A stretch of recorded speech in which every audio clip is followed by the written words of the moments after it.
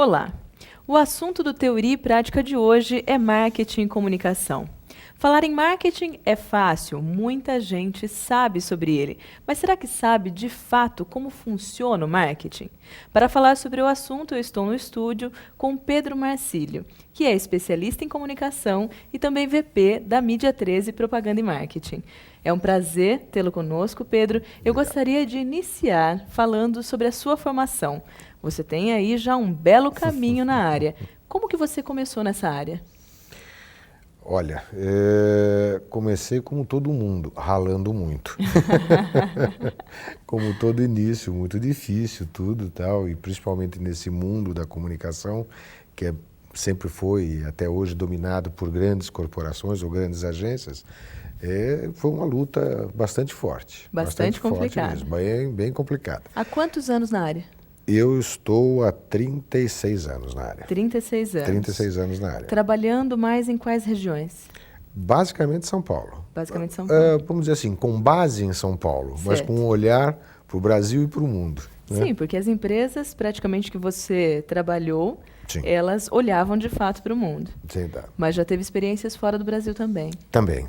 Já tive a oportunidade de trabalhar fora do Brasil, para um projeto em particular. Morei fora do Brasil por um período. Né? E isso daqui foi trazendo essa experiência, essa vivência, enfim, podendo desenvolver práticas bastante interessantes. Fora que eu, particularmente como personalidade, sou um curioso. Né? Eu, acima de tudo, eu não sei nada e eu estou aqui para aprender. Para aprender, sem dúvida. Dentro de uma agência, há várias áreas, vários Sim. departamentos. Alguns que você já tenha passado ou se fixado? Todos? Olha, praticamente eu passei por todos. Até porque foi uma estratégia que eu desenvolvi, até de uma maneira um pouco empírica, lá atrás, quando eu comecei, por uma característica muito simples, ou por uma necessidade muito simples. Eu tenho duas formações. Eu sou engenheiro químico, essa foi a minha primeira faculdade. Depois eu fiz a Escola Superior de Propaganda. Na verdade, eu não sou engenheiro químico mesmo. Não atuou nessa área. Não atuei, eu posso dizer que eu sou bacharel em química. Eu fiz a FEI durante 4 anos, no último ano eu resolvi ser feliz e eu fui fazer propaganda. Só que isso daqui me trouxe uma consequência, né? As pessoas ou os meus parceiros com a mesma idade do que eu, no mínimo, tinham 4 a 5 anos de experiência a mais. Sim.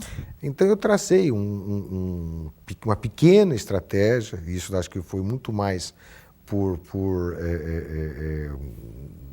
como é que eu posso dizer? Foi muito mais uma iniciativa sem pensar, né? Uma coisa assim, muito mais por impulso do que outra coisa, que é assim, como é que funciona uma agência? Uma agência tem esses 3 departamentos. Foi legal, preciso conhecer esses 3 departamentos.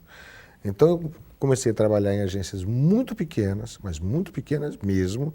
Né?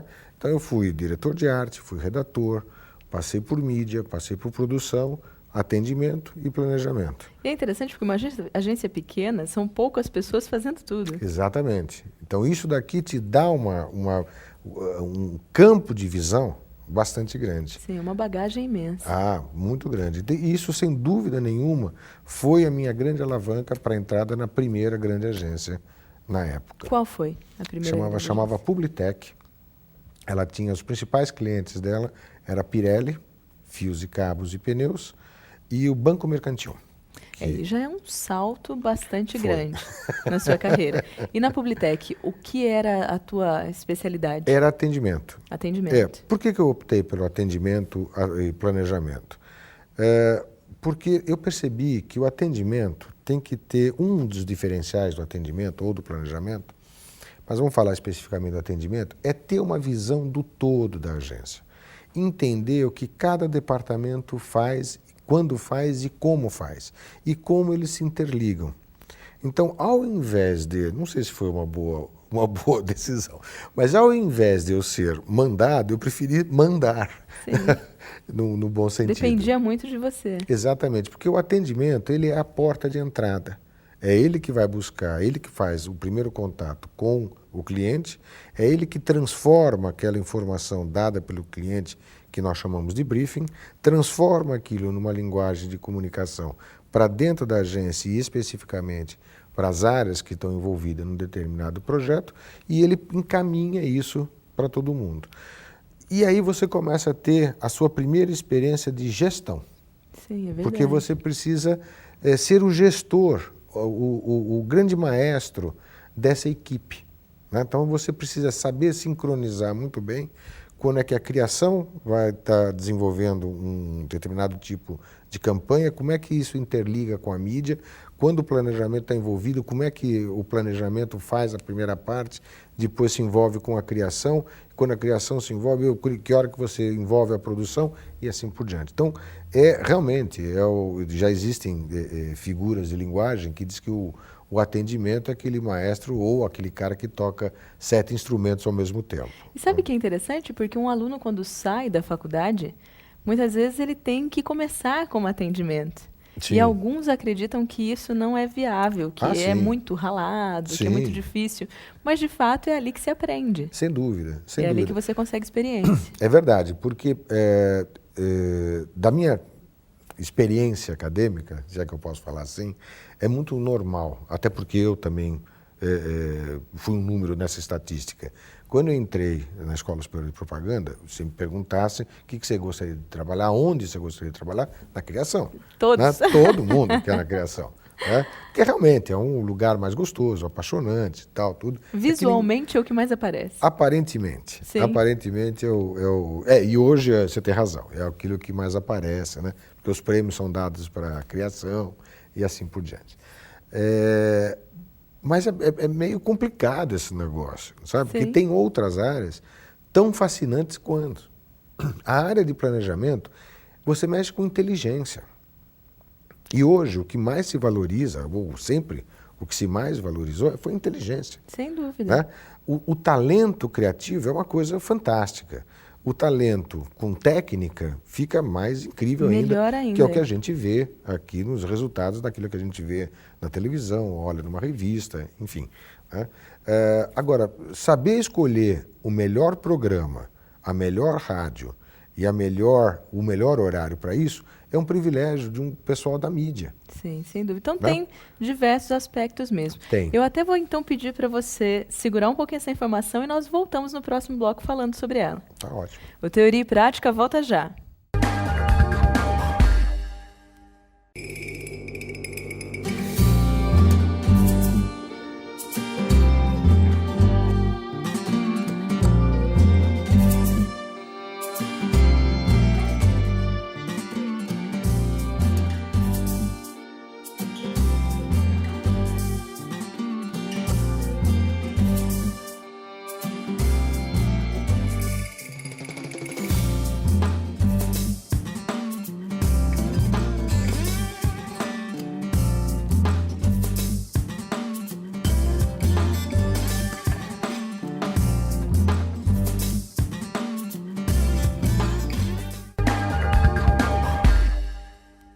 O Teoria e Prática está de volta.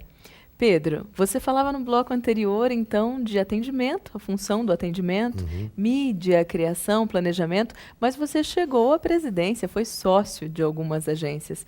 Qual é a sensação ou qual a diferença? Se atendimento era estratégico, qual a diferença, então, de ser o diretor ou ser o vice-presidente? É muito interessante. Eu vou fazer uma analogia com um dos meus mentores, uma vez fez, há muitos anos atrás, e eu não entendi nada. Né? Num determinado momento da tua profissão, você vive como um rebanho. Então está você com vários parceiros juntos dentro desse pasto. Esse pasto é lindo, maravilhoso. Quanto mais você cresce, esse pasto continua lindo, maravilhoso, só que você vai se isolando. Até você chegar num ponto que assim, tem um pasto lindo e só tem você. Isso é muito real. E é assim que as coisas funcionam. Sim. Quanto mais você cresce, mais isolado você fica. E esse isolamento gera automaticamente, ou traz automaticamente consigo, a dependência. Então, conforme você cresce, ou conforme você evolui, mais pessoas dependem de você. Sim. Então, a tua responsabilidade aumenta. Né? E talvez o olhar dentro da empresa, porque é tão estratégico quanto o atendimento. Sim, totalmente. Mas o olhar é diferente, porque de fato Totalmente. você tem que gerenciar outros aspectos. Tudo, Outros aspectos. Por isso que até eu conheço algumas pessoas que não querem essa função, preferem trabalhar em alguma área específica, focar naquilo, mas não ter essa questão da gestão. Porque de fato o crescimento ele é dolorido. Nesse aspecto é muito. Crescimento, dói crescimento. Pois é. E Pedro, muitas pessoas confundem propaganda e marketing. É verdade.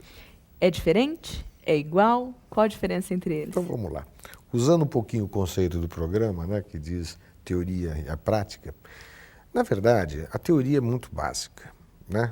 Marketing é um conjunto de atividades, né, que se a gente pudesse resumir, que o Kotler não me escute agora, mas se a gente pudesse resumir, no fundo, é você ter o produto certo, para a pessoa certa, com o preço certo, na hora certa e a exposição correta. Né? Se a gente pudesse dizer de uma maneira assim, um pouquinho mais na prática, o que é o marketing, né? Para você poder praticar o marketing, tem uma série de atividades ou uma série de ferramentas que andam em paralelas. Propaganda é uma delas. Comunicação é uma delas. Então, na verdade, o marketing, ou propaganda, ou comunicação, é um subcomposto do marketing.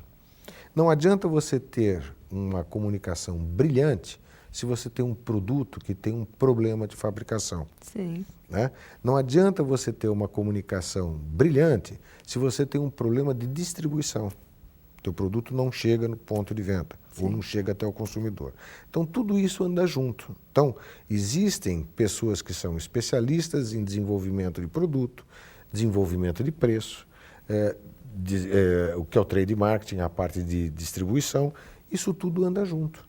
Então, a propaganda, na verdade, ela é um subcomposto do marketing. É um pedacinho, mas o duro é que é basicamente o que o público consegue enxergar em muitas situações. Teoricamente, aquilo que é exposto, né? Exatamente. É aquilo que as pessoas veem. Talvez por isso a confusão.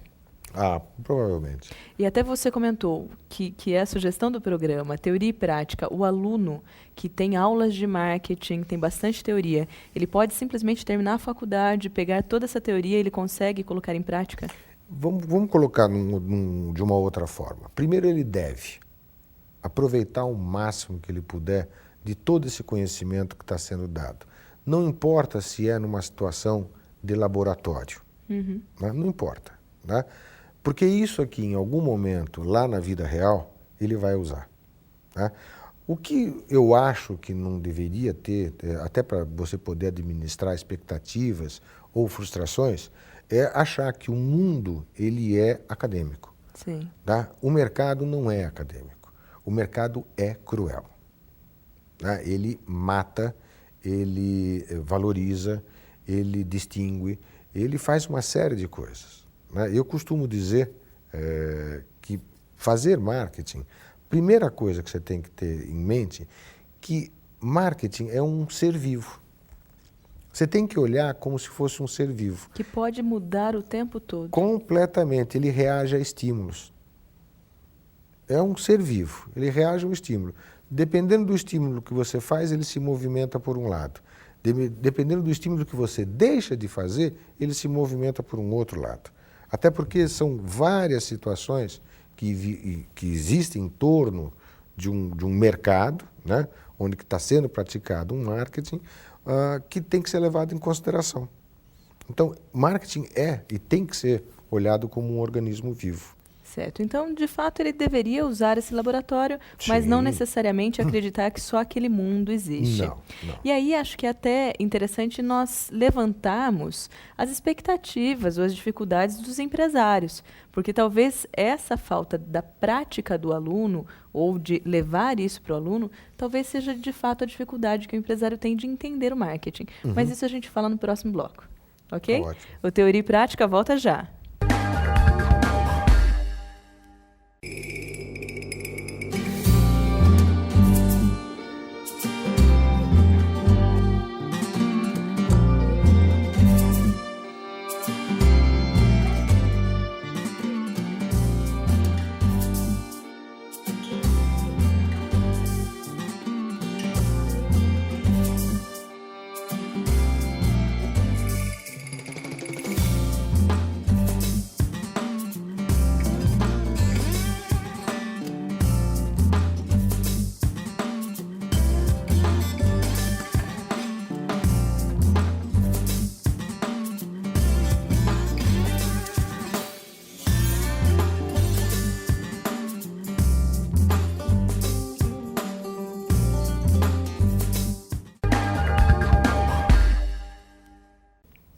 Teoria e Prática está de volta. Pedro, sobre as empresas, qual a dificuldade de as empresas entenderem, é lógico que pequenas, microempresas, entenderem sobre investimento em marketing? É muito interessante isso, né? Porque na medida em que se confunde propaganda e marketing, normalmente as empresas, ou pequenas, micro e pequenas empresas, que não têm uma experiência muito desenvolvida com isso, primeiro para elas não é investimento, é gasto. Sem dúvida. Tá? Não é nem despesa, é gasto. É gasto. Né? Agora, por que é gasto? Porque elas não aprenderam, ou não teve ninguém que pudesse explicar como é que se calcula o retorno do investimento. Então, é assim, se você vai gastar este recurso, mas você vai ter este resultado. Esse resultado vai te trazer este dinheiro de volta. Falando numa linguagem bem simples. Né? Então, na hora que você explica isso, né, e para qualquer pequeno, micro, médio empresário, isso é uma lógica que não requer prática nem habilidade e não precisa ir para a faculdade nenhuma. Ele entende, né? com certeza entende, porque fala em retorno. Porque fala em retorno. Né? Isso é a coisa mais importante. Na hora que você consegue mostrar isso para o pequeno empresário, ou médio empresário, enfim, aí começa a fazer sentido. Você está há um tempo aqui na região. Isso. Você acha que, não só Araras, claro, mas a região como um todo, tem mudado um pouquinho, então, esse pensamento? O pequeno empresário, é fácil hoje de ele te receber e entender esse processo, porque não é um processo de curto prazo. O retorno não necessariamente vai vir a curto prazo. E ele tem que entender e saber que, de fato, pode demorar um pouco. Depende. Se você quer um resultado imediato, existe uma ferramenta de comunicação que se presta para isso, que são ações promocionais. Então, numa ação promocional, dependendo de como você monta essa mecânica, de fato, o resultado é imediato. Tá? Só que promoção, ela não constrói marca. Sim. Né? Promoção, ela simplesmente ativa um determinado comportamento de um grupo de pessoas. Né? Terminou isso daqui, amanhã tem uma outra promoção que ativa da mesma maneira essas outras pessoas e elas mudam de atenção, elas deixam de olhar para você e começam a olhar para esta outra promoção. Que pode ser de um concorrente. Que pode ser de um concorrente. E mais do que isso, não necessariamente precisa ser de um concorrente. Tá? Pode ser de um outro segmento, Sim. mas tem a ver com a tua necessidade atual ou da tua vontade de ter aquela, ou vivenciar aquele produto que está sendo promocionado. Então você muda completamente de foco, de atenção. Né? Isso daqui é extremamente complicado. Né? Você não está criando marca. Né? O que é difícil as pessoas entenderem é a importância de se ter uma marca. Mais do que importante de se ter uma marca é como defender o território dessa marca. Sim. Tá? E toda marca é como uma pessoa. Né? Ela tem personalidade, ela tem identidade. E para isso existem técnicas. Eu, particularmente, tenho uma técnica especial para isso que estou trazendo para a cidade, para aplicar aqui em algumas marcas, alguns clientes, que assim que eu perceber uma oportunidade, vou estar aplicando isso daqui, porque eu acredito, esse método, essa metodologia que eu tenho, realmente, no final de um dia de workshop, eu sou capaz de dizer para você qual é a sua identidade e qual é a sua personalidade. Olha que qual é a sua essência, quais são os teus diferenciais e como você tem que explorar isso daqui, tanto em marketing como em comunicação. Sim, sem dúvida. Mas não é tão fácil mesmo assim para essas pessoas entenderem, principalmente o que eu vejo, a minha visão, de separar o dinheiro da empresa com o dinheiro que vai para o bolso dela. Sim, e quando você fala investimento, ela acha que está tirando do bolso dela para poder investir. Qual é o percentual normalmente indicado de investimento em marketing e comunicação? Vamos lá. A teoria diz o seguinte, que você deveria reservar alguma coisa de 1 a 5% do teu faturamento. Do faturamento. Do teu faturamento. Este deveria ser o número para você aplicar em marketing ou comunicação. Tudo bem. Isto eu diria para você que é teoria. Tá?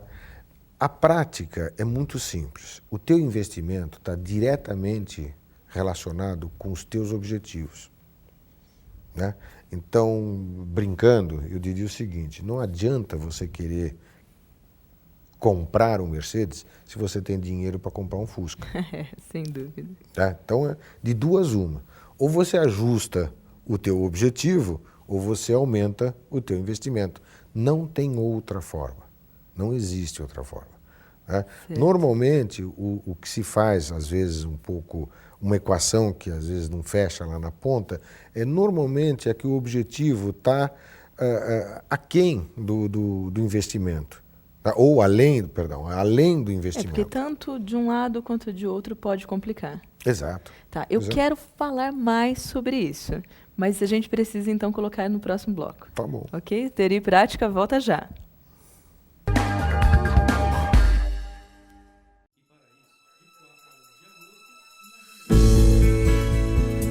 Hoje vejo que fiz a escolha certa. Aprendi que pequenas atitudes fazem a diferença. Todo o meu esforço valeu a pena.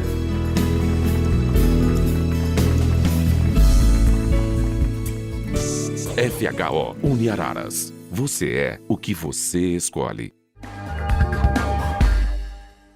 O Teoria e Prática está de volta. Pedro, você comentou até de algumas pessoas que talvez deixem de investir uma quantidade que seria ideal. Lógico que considerando a teoria, mas a prática dentro dos objetivos. Eu já ouvi falar de algumas empresas que, na verdade, investiram mais do que deveriam. E talvez tiveram, é lógico, um retorno na procura, mas não conseguiram entregar alguns produtos. É uma prática também de mercado? Essas são aquelas empresas que morrem do sucesso. Aí não sei o que é pior. Porque morrer de sucesso é sério, é muito sério. O marketing é uma ciência. Sim. Né? Então, o marketing, ele tem ferramentas, existem ferramentas que deixam a empresa ou o empresário saber exatamente ele sabe antes o que pode acontecer. E ele deve e pode se preparar para esse tipo de resultado ou para esse tipo de retorno. Né? E é complicado, eu uso muito esse termo de morrer de sucesso, mas é bem isso, pegando mais ou menos uma situação como você descreveu, em algum momento nessa empresa ela não se planejou para produzir o produto a ponto de atender uma possível demanda que aquela comunicação ou aquele estímulo gerou. Sim. E aí como é que faz? Aí você lida com um negócio que é complicadíssimo, que chama-se a frustração do consumidor. O consumidor frustrado, ele te mata, ele acaba com você. Né? Você sabe qual é a melhor propaganda do mundo, né? Qual? A boca a boca. Sim. E barata. Né? E muito barata. Só que uma negativa. Muito barata. Judia. Existe uma colocação, né? Uma mensuração nisso, que pelo menos isso eu vi alguns anos atrás, talvez esse número hoje, com o mundo digital, tenha mudado um pouco. Né? Mas acho que na proporção funciona. Mas em estudos que foram feitos nos Estados Unidos, falavam que uma pessoa tem condições de falar bem de um determinado produto para no máximo 3 ou 4 pessoas. É o máximo que ela é para falar bem. É o que ela propaga, de 3 a 4 pessoas. Uma situação ruim, ela é capaz de propagar até 20 pessoas. A diferença é muito grande. Então, aí é uma questão de PG, né? 20 pessoas falando mal de você, você mata qualquer tipo de produto. E hoje, com a tecnologia e as redes sociais, isso deve ter aumentado significativamente. Então, Pedro, quais são então as tendências na área? Marketing e comunicação. Eu acho que, na verdade, nós estamos começando a viver e começando a entender e aprender esse mundo digital. Esse mundo digital veio para somar a tudo que já existia aí, daquilo que nós chamamos de offline, né? Da comunicação offline. Agora você tem a comunicação online. E ela traz uma relação com o consumidor de uma maneira totalmente diferente. Se a gente pudesse fazer uma escala no tempo, lá atrás, na época, na era industrial, quando que tudo isso começou a ganhar marketing, começou a ganhar uma força, lá atrás se vendia produto, né? Depois aí se entendeu que o produto podia ter um nome, isso virou marca, né? Aí se percebeu que as pessoas, existiam pessoas que compravam, então o marketing foi para as pessoas, que é o que se pratica vem se praticando até pouco tempo, e agora entrou essa coisa do consumidor decidir o que ele quer, Sim. a hora que ele quer. Então, é essa nova situação, é daí que surgem essas teorias do marketing 3.0, do marketing lateral, tudo vem desse momento que nós estamos vivendo, né? Então, hoje, nós temos a prerrogativa de escolher o que queremos e de nos manifestar para isso, num fórum específico que nos foi dado. Sim. Então, hoje você faz isso através das redes sociais, né? Aquela que você esteja engajada, e você faz através dos e-mails, que também é uma rede social, sobre um outro aspecto, e você é capaz de colocar no e-mail 20, 30, 40, 50 pessoas, sim, criticando ou elogiando determinado tipo de marca ou produto. Eu posso dizer que hoje nós estamos numa época de descobrir mais características desse novo perfil de cliente. Não, o perfil do cliente é o mesmo. É como ele se relaciona. O relacionamento dele com a marca. É, como ele se relaciona. Certo. Tá? Pedro, você foi mentor do processo chamado 5 R's. O que significa isso? O 5 R's é uma metodologia que eu desenvolvi de planejamento, onde que você... O que significa? Vamos começar pelo que significa os 5 R's, né? Que é o Refresh, Revise, Renew, Rebuild, Result, né? Então, se a gente... Vamos traduzir, vamos colocar isso daqui no português, que é melhor, né? Sim. Até porque eu tenho que fazer um pouquinho de marketing, já que marketing é tudo em inglês, então virou em inglês. Mas o que é? Num primeiro momento, é você fazer uma oxigenação.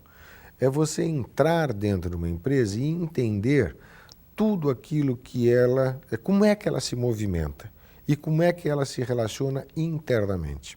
Né?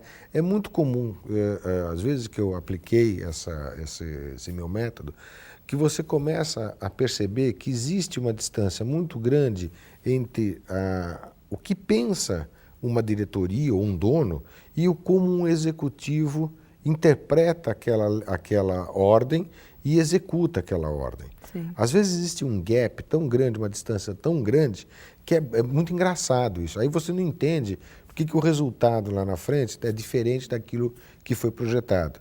Porque dentro da própria empresa existe um problema de comunicação, ou mais de comunicação, de interpretação de objetivos, né?